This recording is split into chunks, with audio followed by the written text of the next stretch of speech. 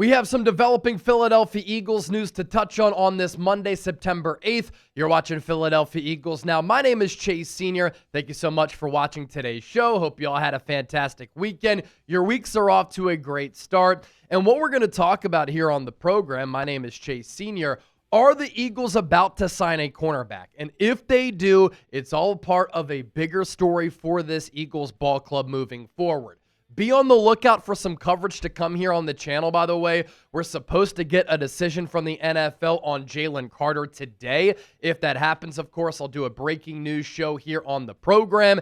And then I want to wait to see what the NFL decides with this whole Jalen Carter situation. Because if he plays, if he doesn't play, it goes a long way in my thoughts about this Eagles-Chiefs matchup week 2 at Arrowhead Stadium. And obviously without him, he's the best player on this Eagles defense. It changes the complexion of the game. We saw what the second-team All-Pro did against Kansas City's offensive line in Super Bowl 59 and how he took over that game, how he was swarming Patrick Mahomes. And so we'll do that once we get a decision on Jalen Carter. 126,433 people are subscribed to Eagles Now. And this is all why you hit that sub button and you lock us in for daily and year-round coverage of the Birds. Join the train and hop on board the momentum right now. All right, let's begin here.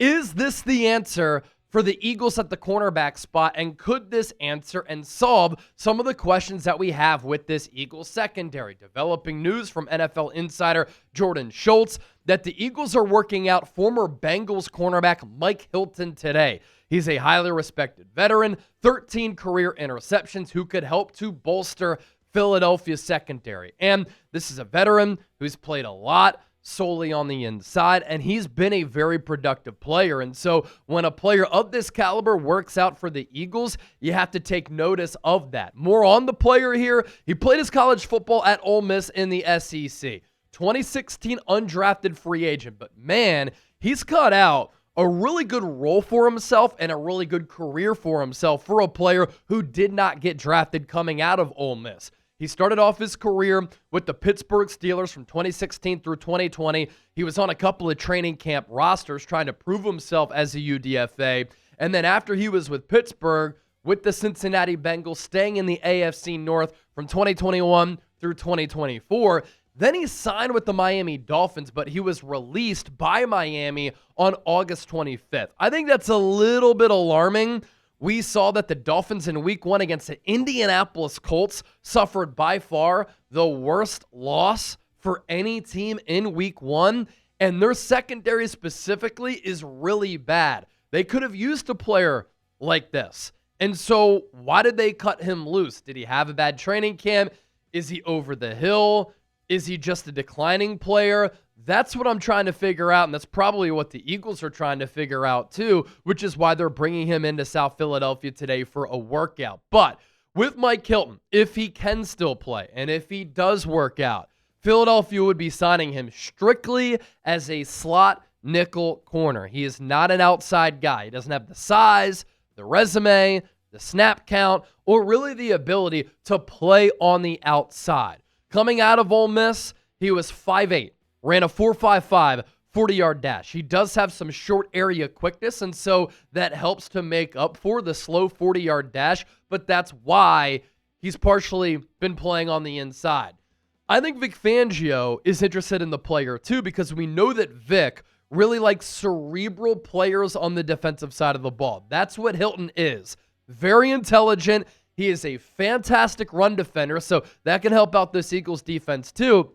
And you can use him as a little bit of a chess piece. We've seen how Vic has used Cooper DeJean in the slot, covering backs, tight ends, wideouts, playing a little bit of hybrid linebacker, delayed blitzer, design blitzer, coming off the corner, using him all around the field to be impactful. I think that Vic Fangio could get creative with how he utilizes Mike Hilton if the Eagles move forward with adding him to their team. That short area quickness, it's important. I think what Fangio might also like, he can hold up and he can play man coverage. Hilton in 2024, his final year with Cincinnati, graded out really well according to Pro Football Focus. 75.8 overall grade, starting caliber. 24th among 222 corners in the game.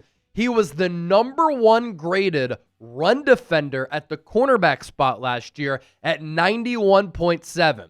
So he's a pretty good tackler. He plays physically, but this goes back to him having that high football IQ. He can read, react, and diagnose plays very well. His coverage grade, still in the green at 68.4, 55th overall among the 222 corners, so that's not bad. And if you put him on the field with some of the other pieces on this Eagles team, you have to imagine that he can play pretty well because he's surrounded by talent. And last year, that Bengals defense did not have much talent at all. And then lastly, 455 coverage snaps. So he played a lot of football last year, and he graded out well with that sample size. His Pro Football Focus numbers the last 3 years. Let's flip the page and hone in on that here for a moment because this is a good body of work here. In 2022, overall PFF grade of 73.4, PFF coverage grade of 72.3, and a run defense grade of 76.7. The following year, in those three categories top to bottom, overall 77.4, coverage at 80.4, run defense dipped to 64.2. And then this past year in 2024, last year I guess at this point, 75.8 on the overall grade, 68.4 in coverage, and then the run defense grade at 91.7. That is consistency personified right there. He's been a very consistent player, really in those three areas. High character guy, which the Eagles obviously value and care about too. A team captain for that Bengals team. Team captains are always voted on by teammates, and so he's held in high regard by his teammates. But I teased this at the start of the show, right? Is a bigger story looming if the Eagles make this move to sign Mike Hilton? You have to wonder if they sign him and they look at him as a starter to play slot nickel, does Vic Fangio plan on using Cooper DeJean as an outside corner opposite of Quinyon Mitchell as cornerback 2 full-time?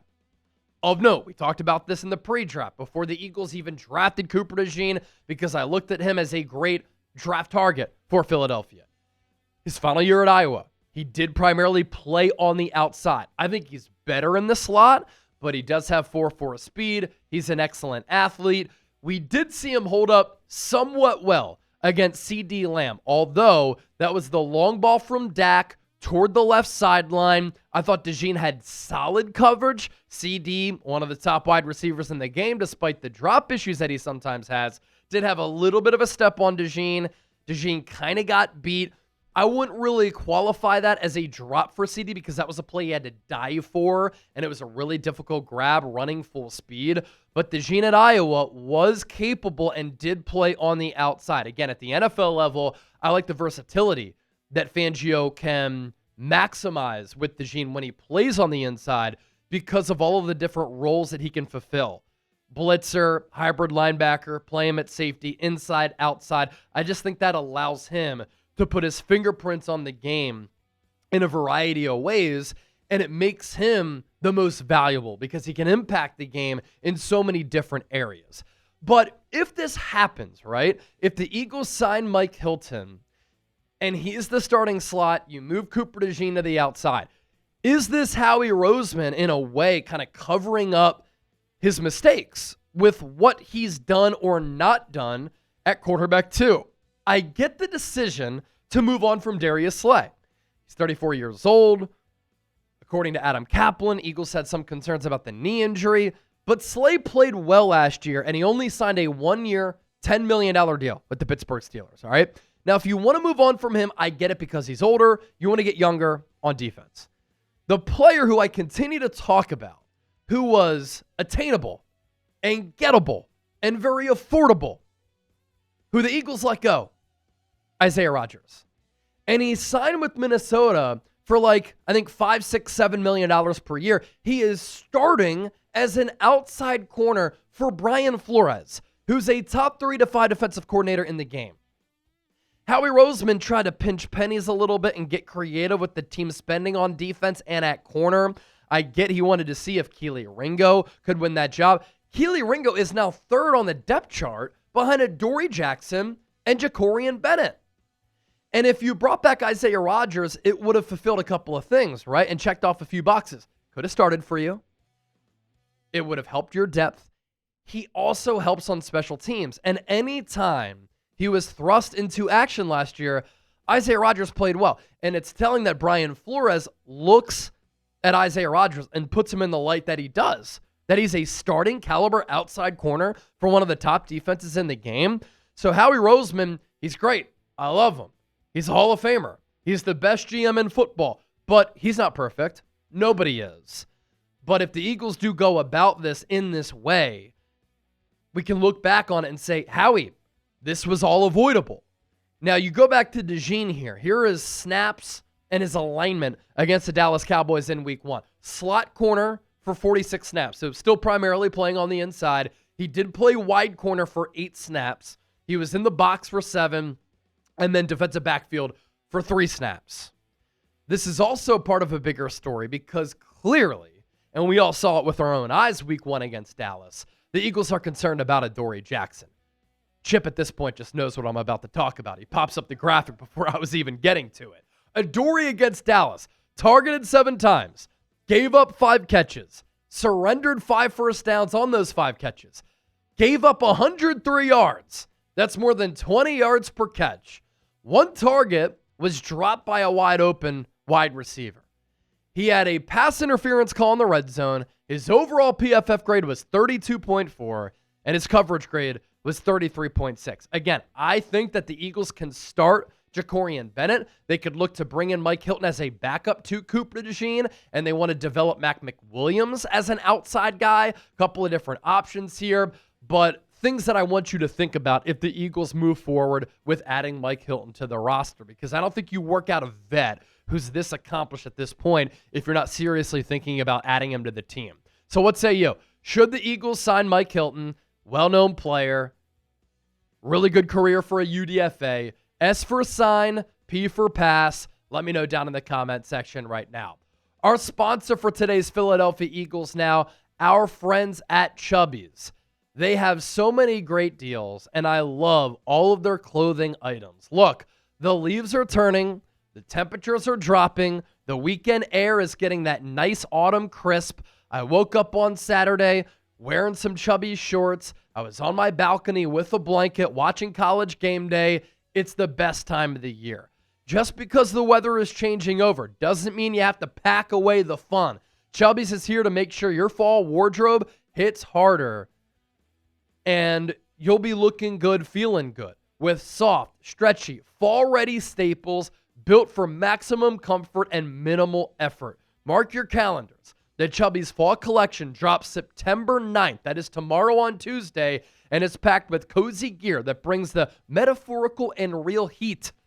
Yeah, you know I like the heaters. Later this month, they're launching the new Comfort Collection featuring the Everywhere Jogger. I love joggers. It's a perfect pant for impromptu naps, weekend errands, and everything in between. We all agree that fall should be cozy, not constricting.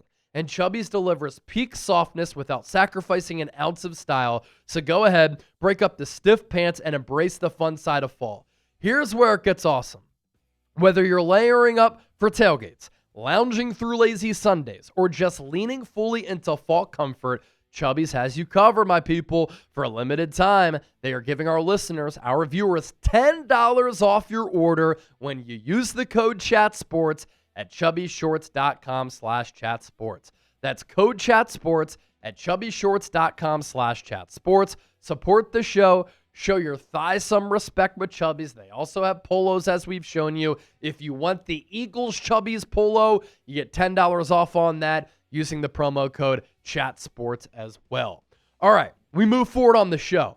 Could more moves be coming for the Philadelphia Eagles? Here are some other moves that I think the Eagles could make given where things are with the current construction and status of this Eagles roster and team going into week 2 against Kansas City. Kenyon Green over the weekend, waived. That tells me the Eagles aren't too concerned about the Landon Dickerson injury as he hurt his back Thursday night against the Dallas Cowboys. That's a good sign. The knee is healed up. He was dealing with the back after the knee. That's why he missed practice last Monday. played in the game, but we saw that he was in a lot of pain. But the Eagles don't make this move of waiving Kenyon Green if they think that Dickerson is going to be out for a while, because they added Willie Lampkin after they claimed him off waivers, but he's out for the first 4 weeks of the year.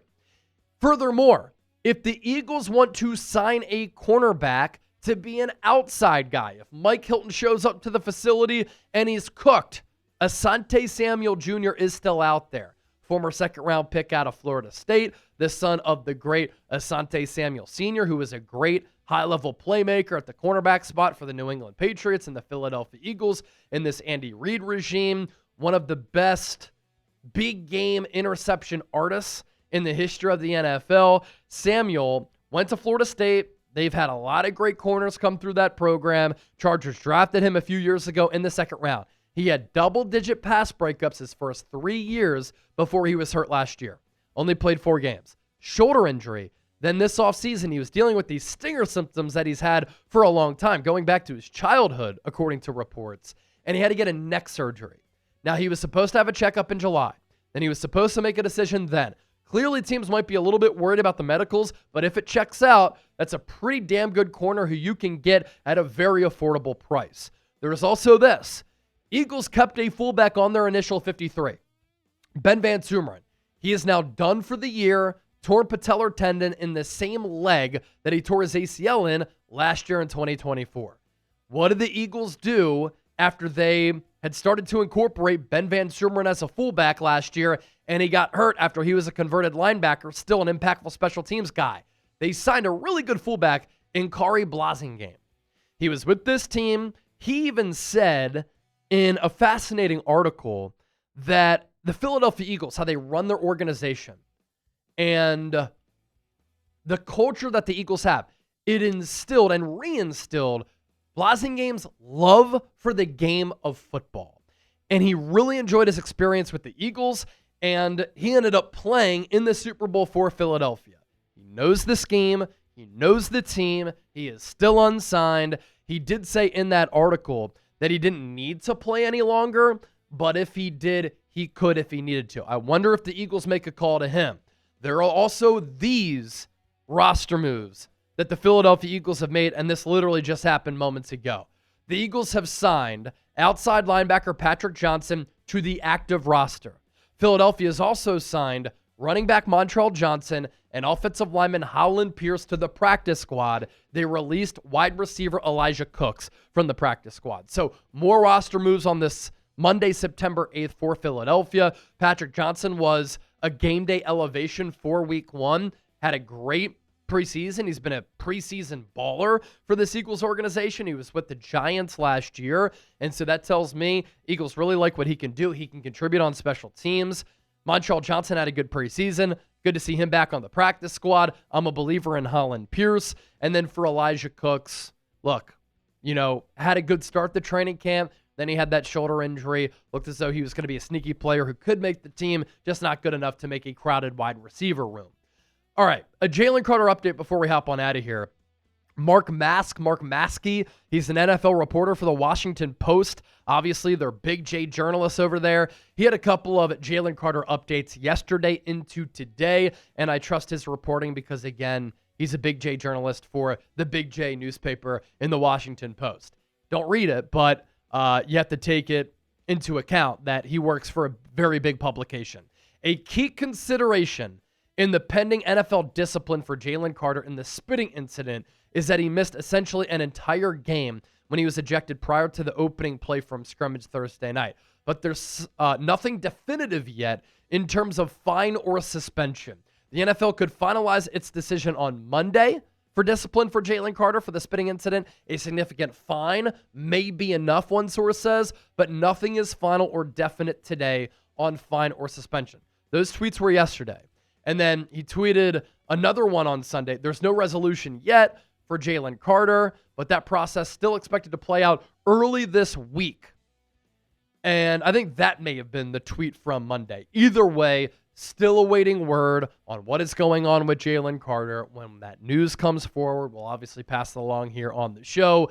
I think it would be excessive to suspend him an additional game. That'd pretty much be 2 games that Carter gets suspended for spitting on Dak Prescott. I mean, we saw some craziness in the Sunday Night Football game between the Ravens and the Bills. A fan should never touch a player, but a fan kind of contacted DeAndre Hopkins. He got pushed by Lamar Jackson. I mean, if Jalen Carter pushed a fan, he might get a lifetime ban from the NFL. I don't even know if Lamar Jackson's going to get a penalty. The fan penalized, he's been banned from all NFL stadiums. But we see stuff like this happen quite frequently. And usually the punishment fits the crime. I think a one-game suspension for Jalen Carter, which was that Cowboys game, fits what he did, especially because Dak spit first and he provoked Jalen Carter. All right, thanks for watching the show. Don't forget to hit that subscribe button. We always have you covered with the best Eagles coverage right here on Eagles Now. Thanks for hanging out.